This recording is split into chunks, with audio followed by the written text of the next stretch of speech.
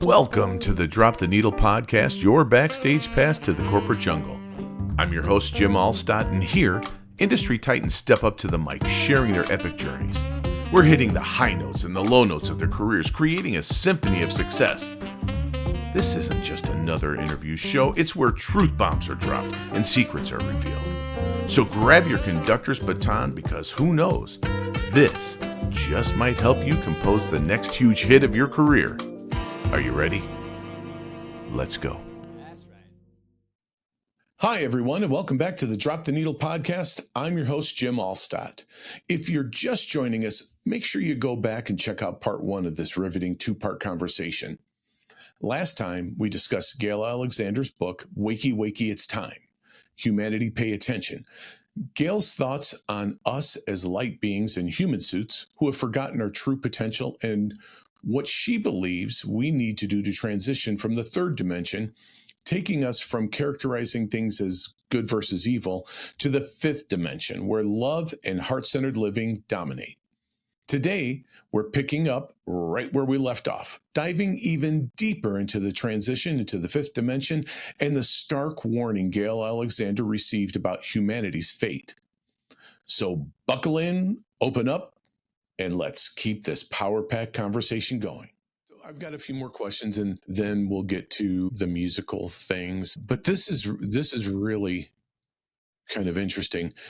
You know, when you were talking about the mechanical issues with the Jeep and wasn't actually fixed despite what the dealership said, for people who struggle to trust their intuitive hunches, how can they begin to distinguish between fear-based thinking and genuine intuitive guidance?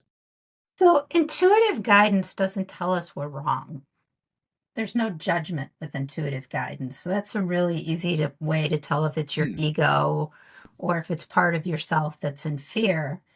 Guidance is usually positive and affirming and wanting you to move forward. So if you're getting other than guidance, it's not coming from your highest good, or light beings or angels or ascended masters that are here for your highest good. So it's never negative. Like there could be warnings, like in this book, you know, what's, and then they're not even warnings, it's possibilities based on what we decide as a human consciousness. And I'm going to also tie this into it. There's a reason that people are fascinated by science fiction. Why? And superheroes. There's a reason that all that is so prevalent in our society right now, because there's an element of truth that that's who we really are.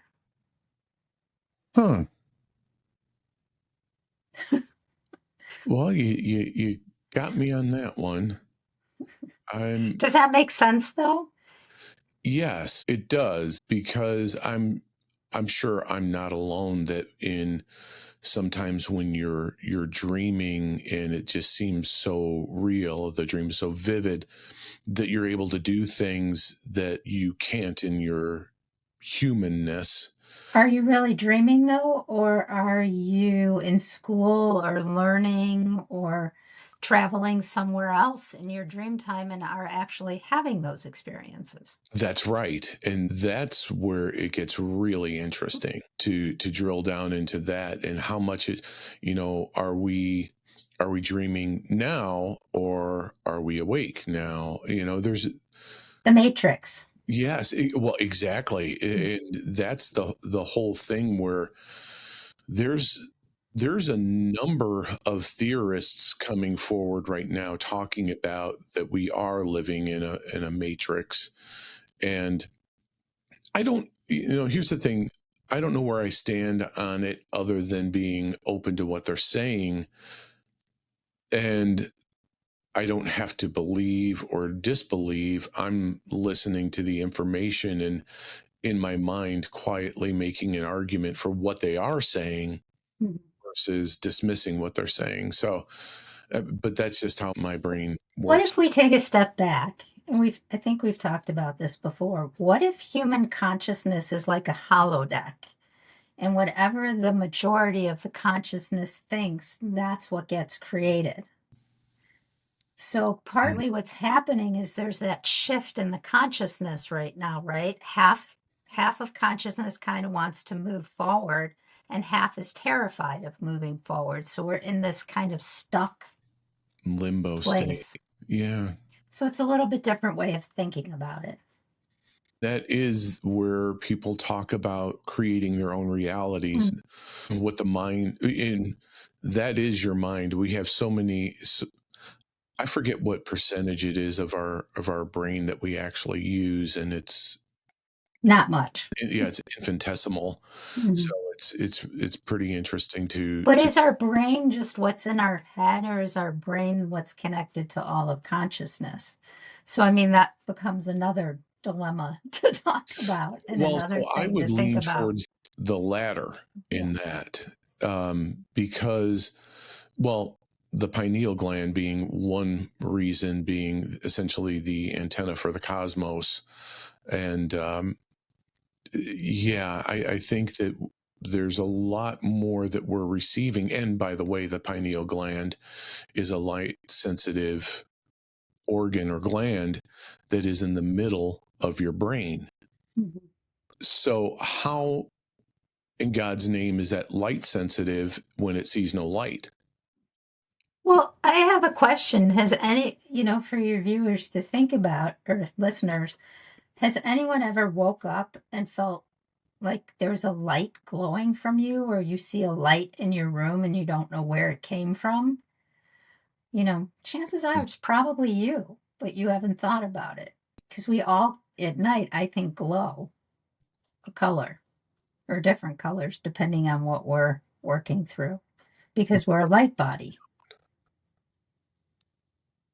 Yeah. I'll explain that further. So Yeah. when I don't remember when, but the power was out for 36 hours one time. And I remember waking up to this huge blue light in my room. And I opened my eyes and there was no light. And then I closed my eyes and it was me. It was the thing Oh, that was glowing. that's So, interesting. yeah. Okay. And I think that happens more often, or you have a sense of a color or something like that. Or how many times have you lost a loved one and you had a dream that it was just a dream, but it seemed really real where they were there talking to you? Oh yeah, that happens to Because me. they were. Yeah, yeah. Because our consciousness is out of the way and what we believe to be right and wrong, so we can have all these other experiences in our dream time because our consciousness, our ego, isn't telling us what we need to think, believe, or see. And about that, that's a way. I've had that happen to me more than a few times. Sometimes it's nothing more than mundane conversations. And then sometimes there's some pearls of wisdom that are in there. And I think it's all what's needed, what you need at that time. And that's very intriguing. I am. So again, this is one of those situations where we could spend hour upon hour upon hour talking about. And I want to ask, can I ask you two more questions? You And then, can ask me whatever you want to ask me. well, I appreciate that because okay, so I'm going to ask you about the point of light, where you mention in the book that it's being similar to X-Men movies, or the lights on the grid, where Dr. Xavier puts on his Yeah, I don't need a helmet though. yeah, well, he's an amateur. So, Dr. X, come on. Can you maybe elaborate on that vision and what you believe would happen when enough people light up? Well, yeah, I think I talk about it in this book where I took a class and we did a meditation. Or no, I was doing family constellation work with Julie Grant. And at the end of it, I don't know, I had my eyes closed and we were doing something and I said, "Oh, the whole world just lit up in gold." Like the grid of the earth just came back online. And then a couple days later, I did another meditation in another class. And I'm like, I was walking up a pair. I think I talk about it in this book. I was walking, or the last book. I can't remember now. They're so close together. I can't remember which So and many. which When you book. have 10, I mean, come on. When so they showed me this image of walking up the stairs of this pyramid, and on either side of me was a golden lion. And I walked up the stairs of the pyramid. And as I was walking up the stairs, the golden light was following me, then shot out to the top of the pyramid to cover the whole earth. So now the ley lines were lit up again, and the grid above us was lit up again, which has been dormant for a while. So, yeah, I really should have called all my books My Life is a Science Fiction Movie. Well, yeah, no shit. So you also talk about in the spiritual practice section, excuse me, you describe being taken to laboratories in Atlantis and healing temples in Egypt during meditations. How do you understand these experiences? I mean, are they past life memories, symbolic visions, or something else entirely? Well, if you think about the current belief that all lives are happening simultaneously, then they're just taking me to another dimension to connect to the stuff that's still, it's still there. It's just in another dimension. It's still happening now. It's not ancient. It's not past. It's Concurrent. It's present. Ancient or future. It's present. So, yeah, like in the beginning, this happened mostly in the beginning when I had Mr. Toad's Wild Ride on Acid, which we've talked about before. You can And forget they that. would always take me to the Atlantean lab and show me all the technology and how everything worked, and how eventually some of it was going to come back here, but it was going to be a while, and only if humanity made choices for the good of humanity and not for power. So a lot of the stuff has been created here now, but some not so good, some good. So, that in Egypt, I used to go to Egypt a lot in the beginning. I know why now, but Yeah. so just because I did so much healing work in the pyramids. So they used to take me there a lot, and they looked very different then than they do now. Well, yeah, right. The inside of the pyramids looked very different then than they do now. Well, There was more in them. right. I was just going to say they were probably lit and active versus, shut off. And some of the research now is even showing that there was a water system under all the pyramids and things like that. There's some diagrams I've seen of it, and water is transmuting, right? And transmitting. So that's how they used some of it, the flow of the water and water holding everything to make them even more powerful. Wow. Water is a powerful entity. That's for sure. It can be life giving and life destroying at the same time, depending on how it's used. A tsunami and a cup of water. It's all the same thing, though. Right. It is.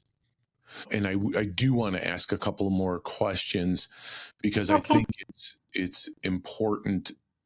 Well, I think it's important to ask the questions and get the answers because it may provide some answers for other people. And I think that's where it's going to be useful. It's going to be helpful. Okay. So one of the other things that I know I keep going back to this technological piece, but technology is a really interesting thing right now, especially with AI. And you see now more and more robots coming through. And also, there are some of these that are not necessarily animatronic, which Disney had started that years and years ago, where they would make these. The Hall of Presidents, for example, was animatronic, but these are that are in the making and creation phase. These are, for lack of a better term, robots or humanoids that are thinking, Mm-hmm. and they're using AI as the brain mechanism for them, or their brain function. And that's why I think that this next question is important, because you do express concern about the impact of technology on human kind or consciousness and connection. But given the fact that we can't go backward, technologically speaking, how do you see humanity balancing technological advancement with heart-centered consciousness that you advocate for?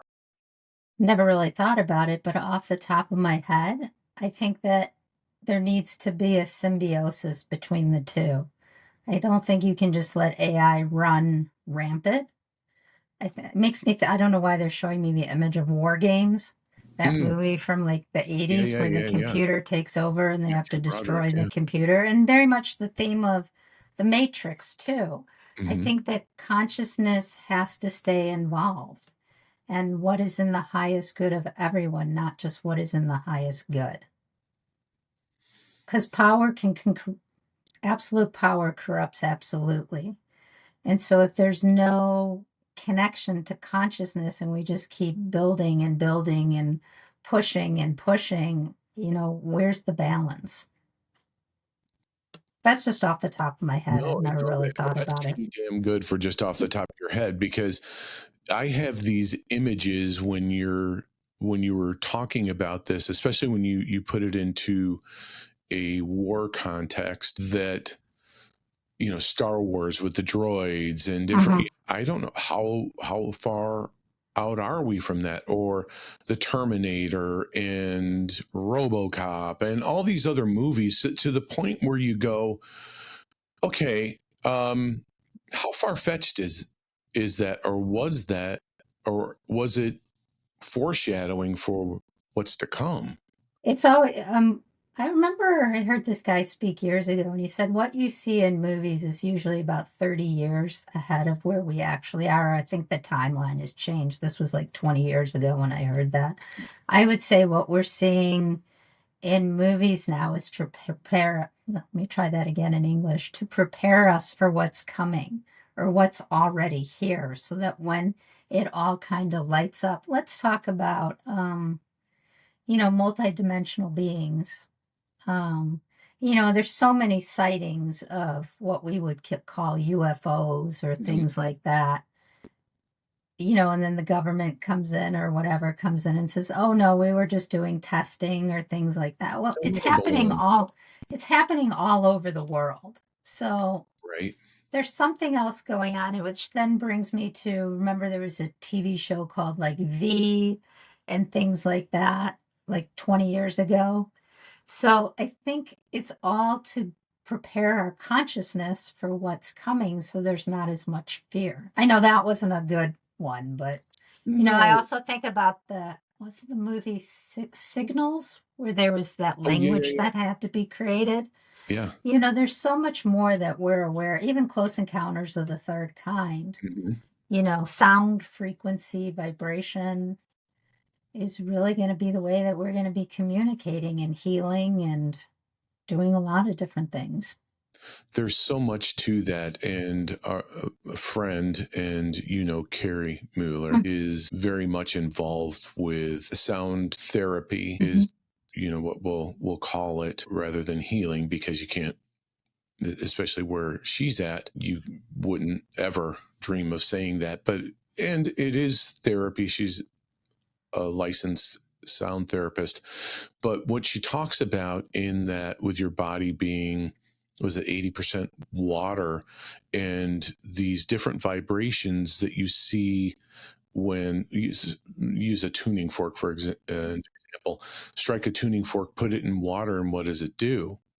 It can ripple depending upon what note that tuning forks in or is.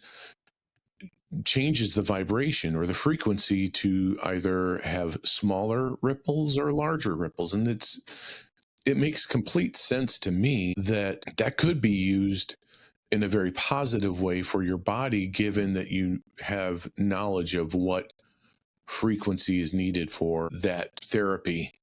Well, I think we're seeing that with music right now. If you look at all the music with Hertz frequencies, and Mm-hmm. each frequency means something else, and different people have different experiences with, the different frequencies.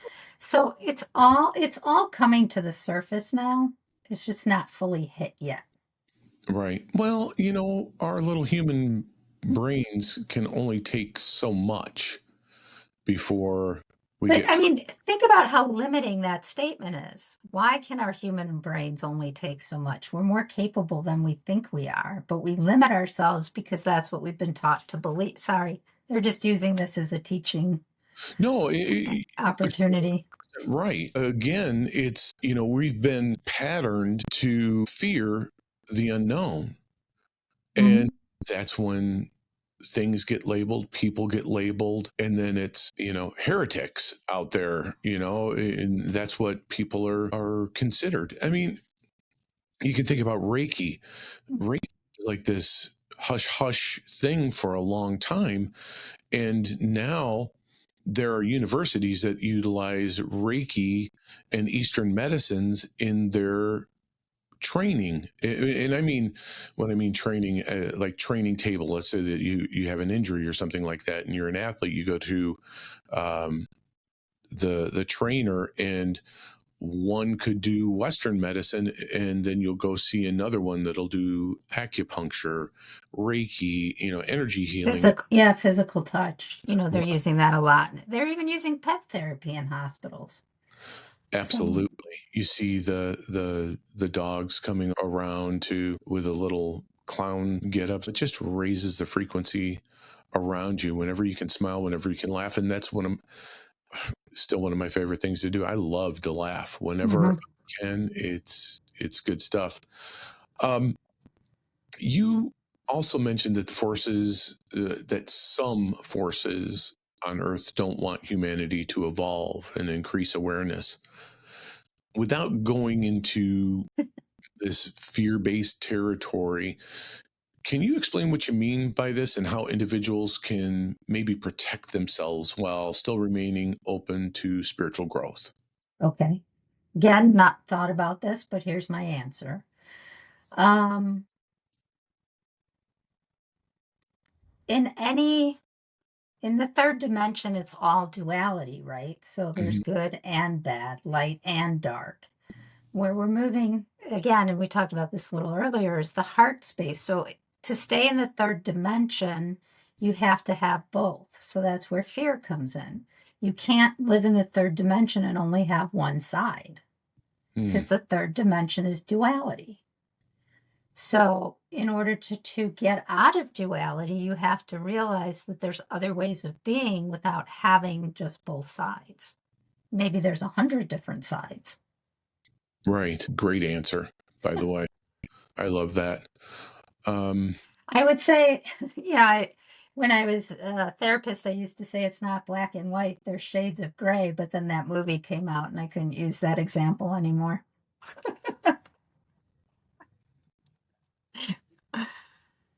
so, with your meditations, and your meditations focus heavily on chakra work and energy healing. For someone completely new to these concepts, which of these three meditations that are in your book that you've included would you recommend they start with, and why would they start with that?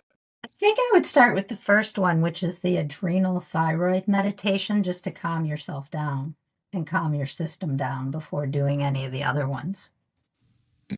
And it's very short. It's the shortest one in the book, too. So now another thing that people could do is you can record it as an audio for yourself and then just hit play. Doesn't have to be me guiding you through it. You can just read the words and guide yourself through it and then just hit play and listen to it. Because there's something powerful about it being in your own voice. Yeah, I could see that. If you need a voiceover guy, just let me know. I'd be happy to fire those up for you. But anyway, no, I'm just teasing you. Considering the state of the world currently, are you optimistic about humanity's ability to evolve into the fifth dimensional consciousness? Well, I think a lot of people have already. I think there's two different versions right now. I think there's some people who are vibrating at that level, and there's still people vibrating, and I think both are just going to exist for a while. I don't know how, but yes, I still have hope that we can still, that more and more people can still move out of the third dimension if they choose. Now, are you seeing any signs of this happening? I mean, are you picking up on any of? Well, considering I don't watch the news anymore, because it just Right. I can't literally digest the news anymore. And the news is very fear-based 90% of the time. And if you think about it, it keeps us stuck in that loop. There's always a crisis, there's Yep. always a conflict, there's always hate. It's really hard to move into a different way of being if that's what you're listening to all day long. So I don't know how you can. Again, that kind of harkens back to what we were talking about, that constant stream. You know, here's the thing that I tell people: diet isn't always just food, and when I mean nutrition. mm-hmm. Isn't just food that you're taking in; it's everything else that you're taking in. And if you're taking in blah, then why would you think that you'd be okay, or your frequency would be elevated? I just don't see how it's remotely possible. The other reason I don't watch the news as well is because then I feel everything that's going on in the world and it gets difficult and I have a really hard time. So I'm right there with you, and that's almost like those infomercials too. mm-hmm. And I know that's what they're designed to do when they have the poor kids with flies on them, Mm-hmm. and extended bellies, or they have the dogs and cats that are mistreated and starving and can barely walk. I know exactly what they're doing, because we as human beings, most, I will say most, um, are empathetic and compassionate, and don't want to see that, and they don't want harm to be done to any living being. And I know that might be an altruistic comment, but I also believe that to be true. I think that there is in each person a quality that is positive and is good and wants people to be okay, you know? We're each our own lighthouse, you know. How do you want your light to shine? How do you want to put your light out into the world? What do you want your light to stand for? Right. And I think that that's just a really concise way of looking at it. Are you contributing to where we're going, or are you contributing to keeping us stuck? Yeah. Right. Right. Namaste. Right. Thomas Gray, the crazy in me sees the crazy in you. That's not mine. I've seen that before, but No, I liked it. I like that one. That was good. Well, a little humor. yeah, well, I like it. A little humor goes a long way with me. So now they're singing This Little Light of Mine, I'm going to let it shine. You know, Well, what would happen if everyone listened to that song every day? Even if you just listen to it once a day, if you just think about that, this little light of mine, I'm going to let it shine. What do you think that would shift? How do you think the world would change? holy cow! I mean, that'd be a monumental shift. Mm-hmm. And that was that whole Ghostbusters thing when they had and I think it was in the second one, when they needed more help, and they put the music on to get everyone singing around them and raise the Mm-hmm. vibration. So, hey, what a perfect segue. We're going to go into the musical questions. So it's musical question time. Hooray! So this is the part of the show when I get a chance to ask the guests some musical questions. And as I often say, I truly believe that music is the tie that binds and that each of us has a soundtrack that accompanies their life if they just take a moment to think about it. So are you ready? I'm ready. Fantastic. So we're going to go into some of the other songs or questions because we've already gone through some of them before. And those won't change. But these do have the tendency to change. And so, what are the 3 songs that get the positive juices flowing? Okay, I have way more than 3. Okay, well, let's hear them all. All right, so the first one that popped into my head is I Will Survive. Okay. Then the other one of the other ones is We Are Family from Sister Sledge. Love it. Then one that probably not many people remember is called Be Young, Be Foolish, Be Happy by Sonia. I think it was like in the 80s or 90s that one came out. There's a song called Higher by Michael Bublé, and I also have the song Higher from Creed. Oh, yes. Yep. Freebird. Leonard And Lifts You Up by Beth Hart. That one I don't know. I can't wait to find that. Those are good. Well done. I gave it some thought. I love it. I love it. So, what's the name of the song that's your guilty pleasure? Okay, 3 popped in. So one, Pure Imagination from the Willy Wonka movies. Oh, that's a good one. And I've talked about it before. I grew up Jewish, but there's something about the song Christmas Canon Rock by the Trans-Siberia Orchestra. Those guys are good. There's something about that one. So to balance that off, I also have Light One Candle by Peter, Paul, and Mary, just like a Hanukkah. Ooh, yeah. So they're so, when I'm really like struggling, because those times of year usually bring a lot of hope, that I'll just play one of those songs. Good choices. And Pure Imagination, they make me sometimes just listen to on a loop to draw pictures and stuff. I have mandalas called Pure Imagination and stuff. Yeah. That's very cool. I have that song going through my head right now with is it Gene Wilder? Yeah. The original was just on TV the other day too. Really? Yeah, it was on one of the cable channels. With me and you'll see. What would happen if we lived like that in the world?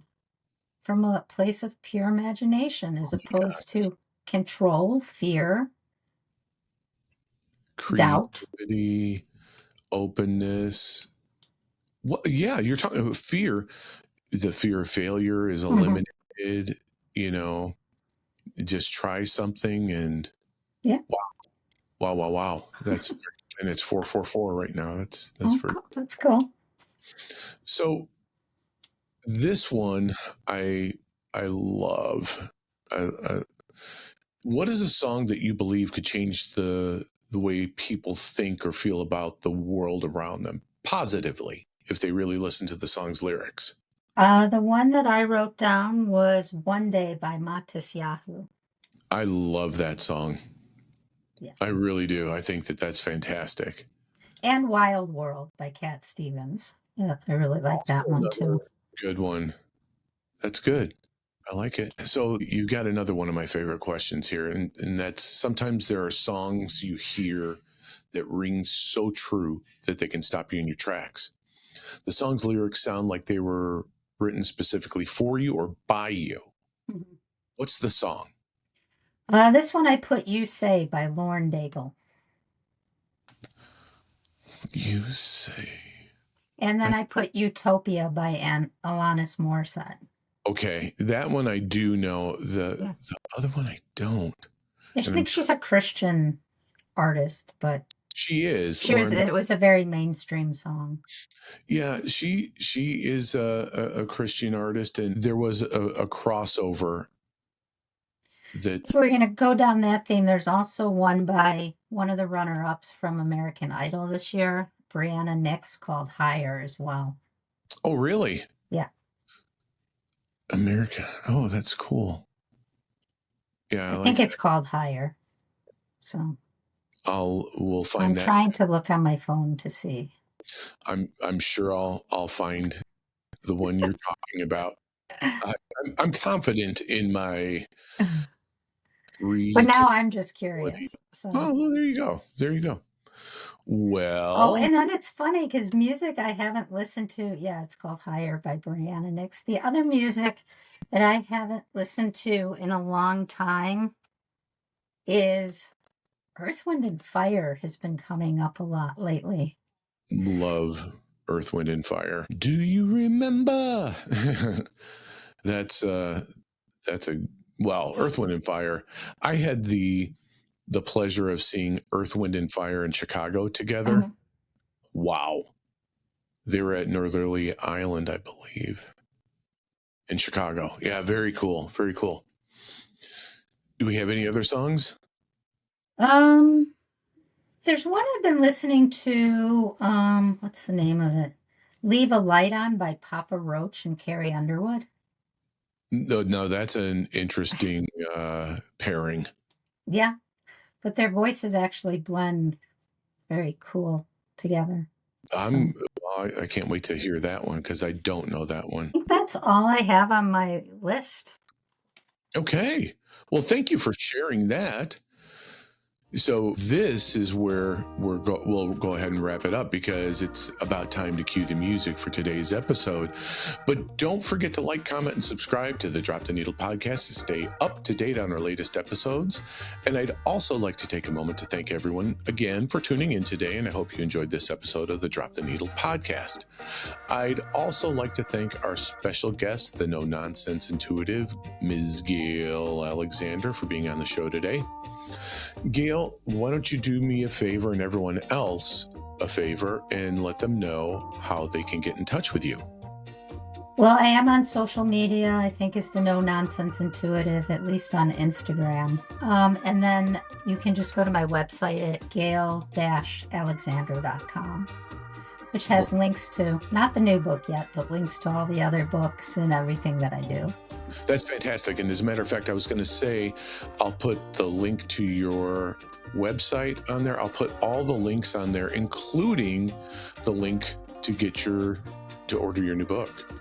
So if you wouldn't mind sending that to me, I'll make sure that it gets in the show notes and everybody will have access to it. And by the way, do yourselves a favor and pick up the book.